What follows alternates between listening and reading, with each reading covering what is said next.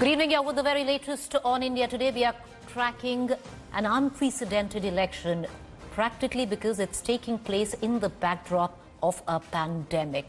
India Today is getting you the latest with its mask firmly in place. I want to quickly tell you the latest voter turnout right now. It's about 7.1%. You know, for somebody who has covered the Bihar elections, in fact, 4 elections in Bihar till now, you know, what I can say is that Bihar is a state which is one of the most politically aware states. Its voter, the Bihari, is politically astute, smart, savvy. But, you know, Bihar has seen the lowest voter turnout as compared to other states. So it's a strange fact there which comes together here. So the voter turnout till now is 7.1%. Hoping, of course, definitely will rise through the course of the day, but how much is the big question? Let's cut across to our reporters. Ankit Tyagi is getting us the latest from Gaya right now. He's been tracking the course of this election over the last 10 days. I also have Satyajit, who's joining us from Nevada, Javed Ansari, political analyst, and Manisha Priyam, academic and researcher. Ms. Priyam, let's begin with you as we continue to cut across to our reporters. Lots of X factors, Ms. Priyam.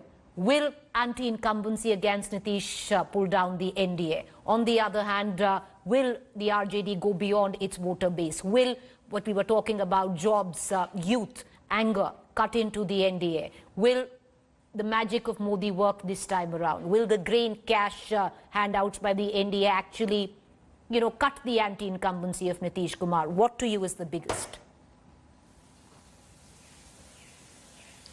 So, you know, we don't have clear answers for all of Bihar. We are looking at the trends. Remember, it's been a COVID time. So doing deep field work has also had its own constraints, very severe constraints. But the two things I can tell you from the first smattering of fieldwork, that even in urban centers, which were a BJP stronghold, the sitting ministers that, you know, Ankit just spoke about, whether it's in Gaya or in Jahanabad, one could sense that for the first time, there wasn't a pro wave in favor of any of the ministers. Last time around, it would be said, "Kaam to kiye hain," which was definite hint of pro-incumbency. This time around, strong anti-incumbency against both the ministers. Now, that's a bit surprising because urban centers were considered a done deal. So at what levels anti-incumbency is working, that needs to be still seen, but a definite sense of anti-incumbency against the Nitish Kumar government. Now, nowhere that I have been have I heard a word of negativism against the Prime Minister Narendra Modi. I do feel people do not want to discuss him. Even if you bring him in, they tell you, unka baat nahi hai. Matlab, it is not about him, it is not about Narendra Modi. We don't have anything to say about that. A distinction is being made. A distinction is being made, Ms. Priyam, between a state and a central election? National election. Yes. Yeah, but the BJP is banking whether Modi magic can be, brought in as an issue in the state election. Now, why not? If that's the level of popularity that Prime Minister Narendra Modi has, they would want that to act here. But I'd also like to ask a question. There's co-panelist Javed Ansari ji here. Amongst the Muslims in Gaya, I felt that there was also a lot of talk of Asaduddin Owaisi. A lot of crowd apparently coming in his rallies. So I do want to understand whether all the anti-BJP votes will consolidate to the RJD, or will Asaduddin Owaisi, who's had a big rally in Shergati in the area, will that card play out? Now, those are questions that still remain. And every election, remember, is a researcher's nightmare. This one, especially because of COVID constraints, because we are not able to reach out to the people in the manner in which one used to freely do so. So one would watch out for many X factors, the Muslim factor, whether it can be split, and the women votes that I haven't clearly understood as of now, used to be a vote bank for governance, for Nitish Kumar.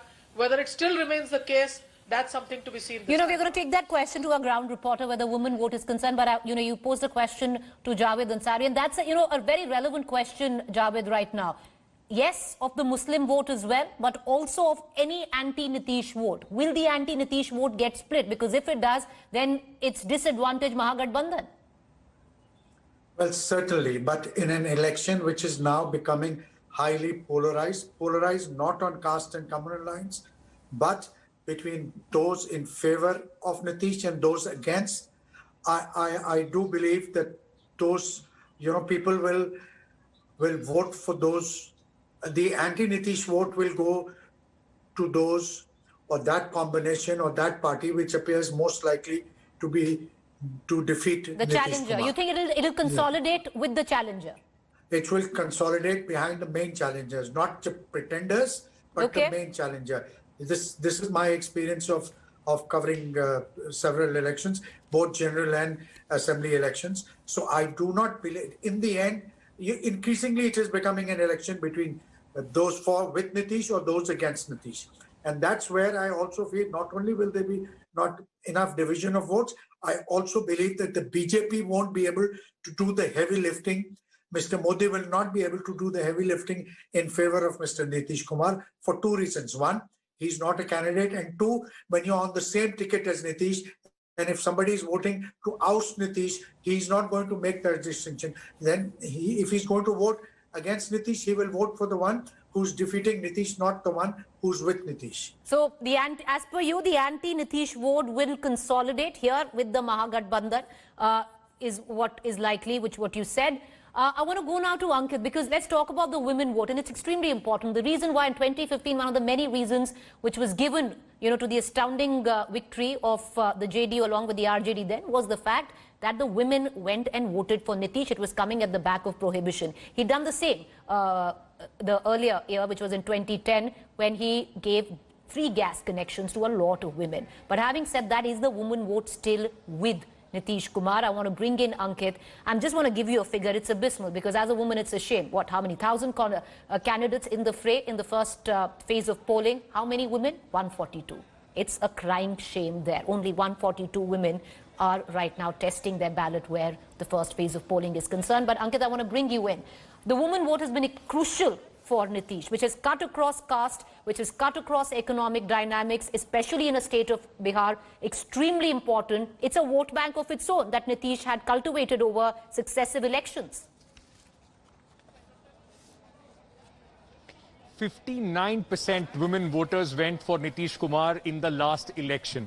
Nitish Kumar, as you rightly said, has been able to cultivate it as a vote bank. And if you look at successive elections, be it the cylinders or the Sharab Bandi, or even the cycle for girls, that has been very, very popular as far as the women voters are concerned. But there is a difference this time. I am not going to suggest that there is an en masse breaking away of the women voter from Nitish Kumar. He still remains a popular face as far as the women voters are concerned. But there are cracks, very visible cracks. Those, when women talk about the economic hardships, Preeti, the Sharab Bandi, this time, a lot of women that you've been speaking to have been saying that, it has been a double whammy. Not only is the liquor easily available, but it is also available at a premium. So 20 rupee, a husband who was spending 20 rupees on liquor is today spending 60 rupees on liquor.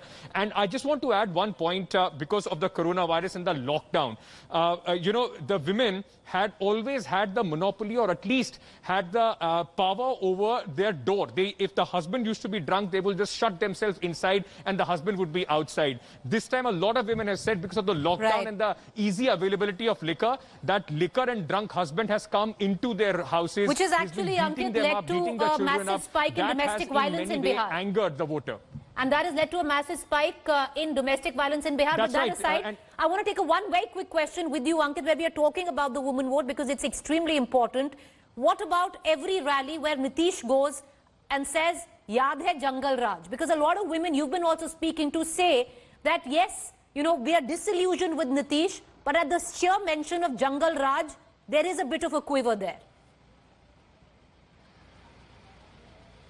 It is, and the very enthusiastic, energetic crowds that you see at Tejaswi's rally, that was also turning into a slight counter-polarization as well, because they believe, Yadavs have already started showing their Dabang colors in Bihar, because they sense that it is coming to victory. But I still feel a lot of women who have been speaking about economic hardships, about Sharab Bandi, that is going to chip away a little bit of vote from Mr. Nitish Kumar. Just one line about the Muslim vote as well. well, Preeti. You know, there is very clear distinction which is being made on the ground this time as far as the Muslim vote is concerned.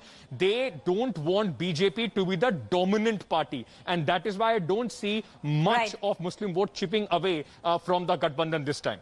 All right, okay, stay on with me, Ankit. I'm going to, take a quick question with Manisha Prem, and then I'm going to cut across to the trickiest seats in phase 1, if Bihar. But Ms. Prem, talking about the women vote, of course, that's what sparked this conversation. And I, personally love talking about the women vote, especially where Bihar is concerned. What about the mention of Jungle Raj? Because every time, it's not just the women vote, because the counter seems to be, those groundswells in Tejaswi's rally. The counter is, yaad hai Jungle Raj jab Lalu ka Raj tha. So see, the woman vote has consolidated behind Nitish because of definite development offerings. Now those definite development offerings, cycle was one of them, representation in the panchayats was another one, bringing children to school was another one, very effective employment of women in ground level schemes such as the Anganwadi or school based cooking. I found many women who had found jobs for 1,500 rupees, 2,000 rupees. The avenues for education were definite ones. Now the issue is, the Jungle Raj is a law and order thing. But women were attracted not because of a negative messaging against Mr. Lalu Prasad Yadav's regime, but because of positive, solid offerings. Now the issue is that the last regime does not have any clear-cut offering to show as far as women voters are concerned.